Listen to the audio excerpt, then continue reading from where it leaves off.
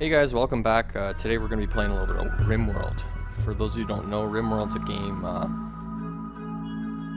believe it's a Kickstarter project. The game takes place where three survivors of a ship ordering a RimWorld planet crash land on it and are forced to build a colony on said planet.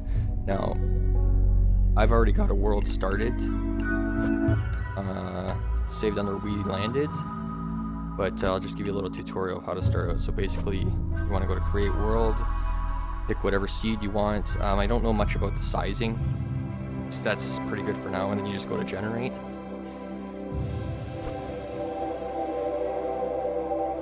And it'll randomly generate a planet. Now the planets are gigantic, like you can see as you zoom in. Like that's where you're going to start off in that little area there. So we've got a huge map to start out with, and this is Alpha 8, I think it is. I believe it's Alpha 8. But in the last update, from what I understand, they've added in snow now, so you have like this polar region of any planet you start, basically. So there's going to be rain down here in this area, desert, and then up here you're going to have snow. So as you can see here in the description, like you have a growing period where it gives you an average temperature in January, average temperature in July, and you're only going to be able to grow outdoors for your colonists from May to August. Like as you go up north, you can see never, and it's cold all year, so you're forced to grow things indoors. Once you've gone and you save and finish, you generated your planet. I'm just going to go back because I've already done it. You're going to want to go to New Colony. It's a very story-driven AI from what I understand. So you've got your three characters. There's more that are coming, but the AI storyteller creates events like pirate raids, resource drops, or animal attacks. Their choices will affect the story of your colony. You got Cassandra Classic. She's just, I guess it's your run-of-the-mill. From what I understand, she's very basic, and the events that she randomly creates for you are based off of your capabilities to handle it. So basically, like a random squirrel attack, or pirate attacks, or even other colonists crash landing on the planet. Sorry, not the ship. Will go on a constant, steady curve based on what you've got here. So you've got like builder mode. The threats will be 5% as large as in challenge modes. And I guess challenge mode is like is what 100%. So I guess challenge mode's kind of, I guess I would call it normal. And you've got like 60% as large as in challenge mode. Your threats are 30% as large, and your threats in builder mode are 5% as large. And then when you get up to serious, your threats are 130%, and your threats are 160%. And then as you go down the list here, you've got EV Base Builder. She gives you a lot of time between disasters, but they get progressively harder as they go. As you go on throughout time, I guess they get harder and harder. And then you've got Randy Random, which he just basically throws anything at you. You have no telling what's coming, or when it's coming, or how big it's coming. So once you've gone through and you've done that, let's just get very basic. Cassandra Classic, Builder Mode, next.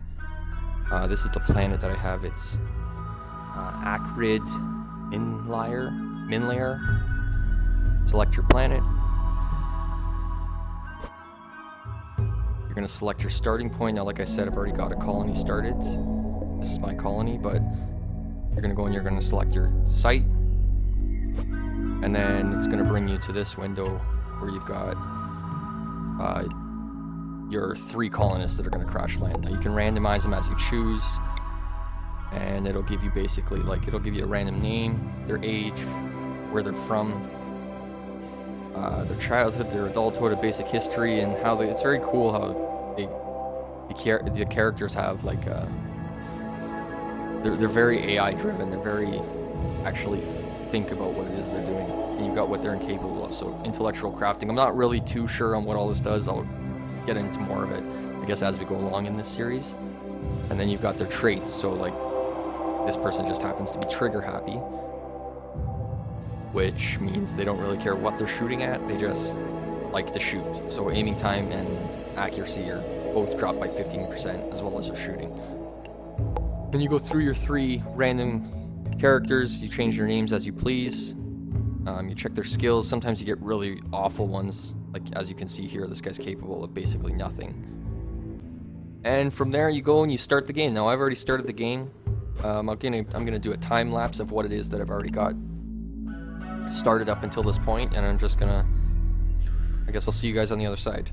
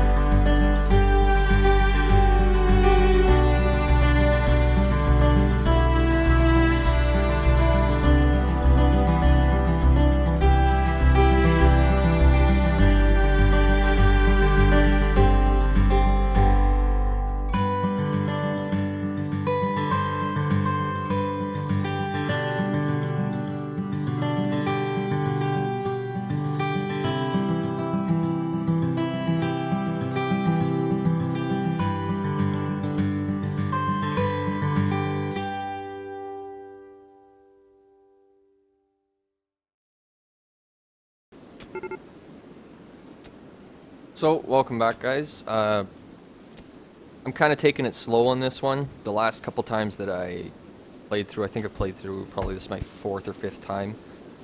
Everybody ended up dying. It's pretty tricky getting into the game world. But yeah, I really do like this game. It's got a, I don't know if anybody's ever played Prison Architect, but it's got a very same feel to it. I mean, I would imagine it's the same game engine.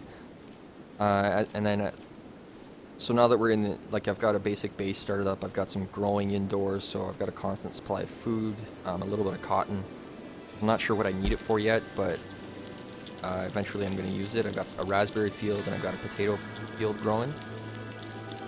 I've got a small sleeping quarters. I plan on expanding that. I'm building, this is basically going to be my food storage and a little eating area. This is where they're cooking for now. I've got a little medical area here. You set your beds. You can just click on a bed. You can set it for prison or set it for medical. This is just a little medical just in case I need it.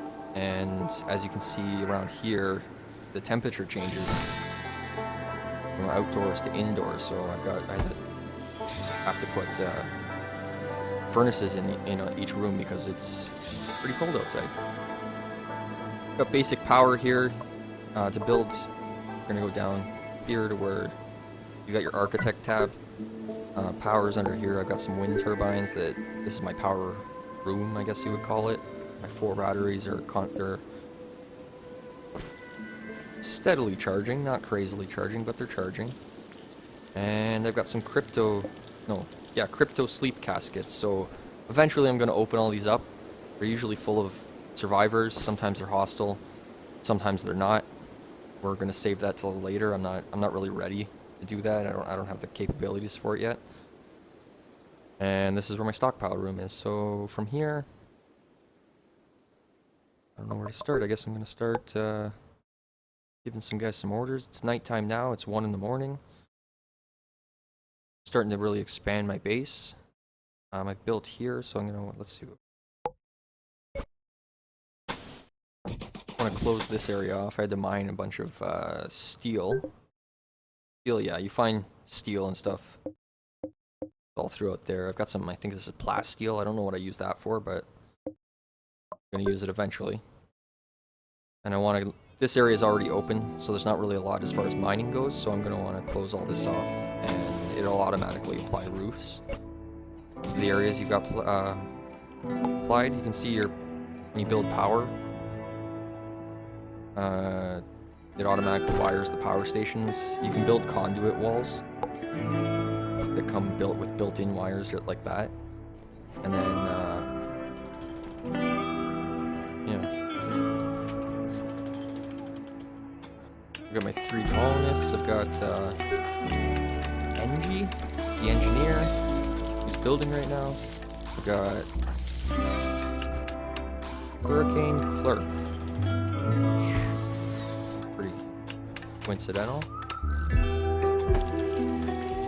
Pretty typical, I should say. And then I've got Acer. She's the scientist. Oh, this guy's a clerk, I guess. That's his nickname. Farming's going pretty good. Like I said, I'm taking it a lot slower than last time, and I seem to be holding out a lot better than last time. Last time it was...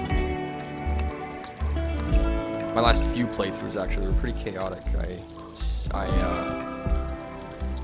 People got sick. People died. There was a bunch of pirate raids. It was not fun. Well, it was fun. Until everybody died. And it wasn't fun. Yeah, I'll just get this building going. I don't know if it's built roofs in yet. I hope it's built roofs in. I don't know how to tell.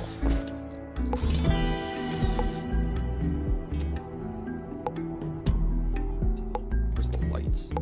Furniture. Light this up a little bit. Start with there.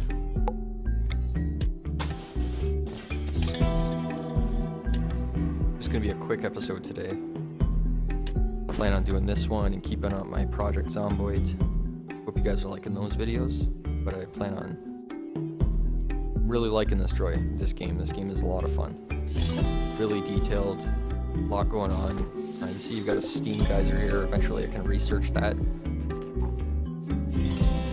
I guess it's a power thing. Eventually I can research geothermal power.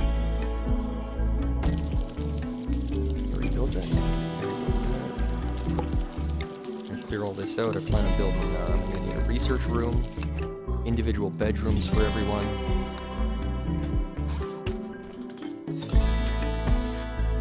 Start. Messages, I've got a group from Brothers Crag are visiting the colony.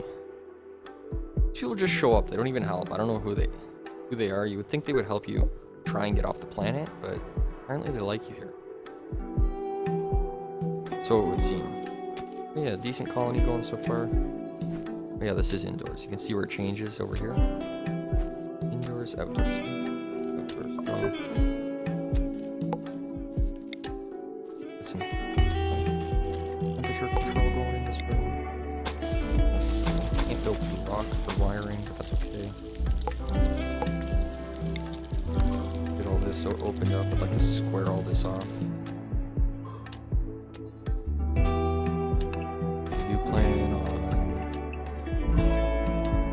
Living inside of this mountain. Be the side of a mountain, I suppose you would call it. Square it up.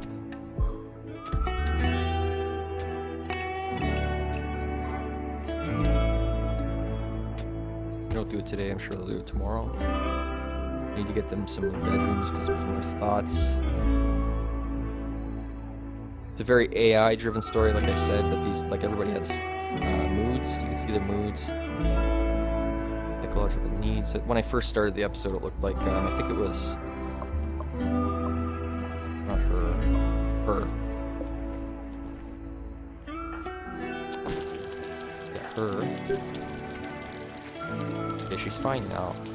She seems to be prone to nervous breakdowns. I think it's the too smart perk. Yeah, the mental break thresholds. He gets very like paranoid quickly. You gotta stay on top of characters like that.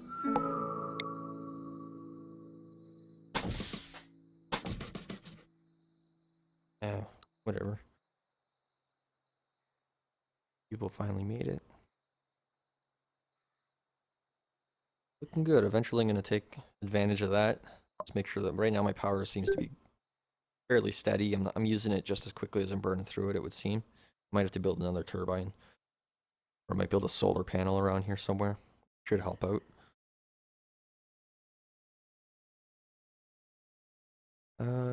This is my colony so far. It's a decent colony. Yeah. So far we're looking good, so just fast forward through the night here.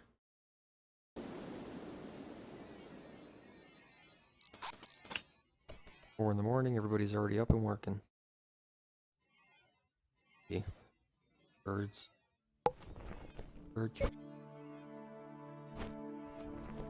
very detailed with the structuring of buildings and stuff too. Like this is an indoor room, but there's a lot of, I think when I take this away, there's no support for the roof anymore, so you'll actually have like sections of roof collapse. I don't know if it can kill anybody.